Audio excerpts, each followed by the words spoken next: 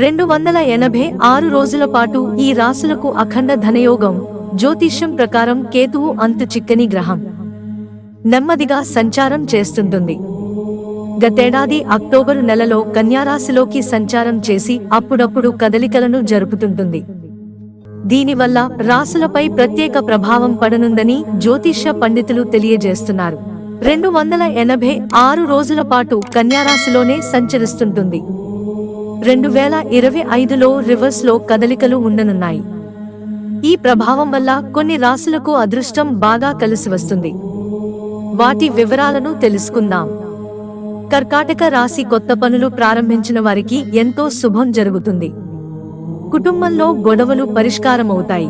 ఆర్థిక సమస్యలు తొలగిపోతాయి. కుటుంబ సభ్యులతో కలిసి ఆధ్యాత్మిక పరమైన యాత్రలకు లేదంటే విహార యాత్రలకు వెళతారు. వీరికి అనారోగ్యం కూడా కలుగుతుంది.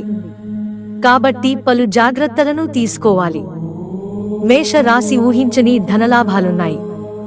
ఆర్థిక పరిస్థితులు మెరుగుపడతాయి. జీవిత భాగస్వామితో అనుబంధం బలపడుతుంది. సమస్యలు పరిష్కరించుకుంటారు. వ్యాపారస్తులకు మంచి లాభాలున్నాయి.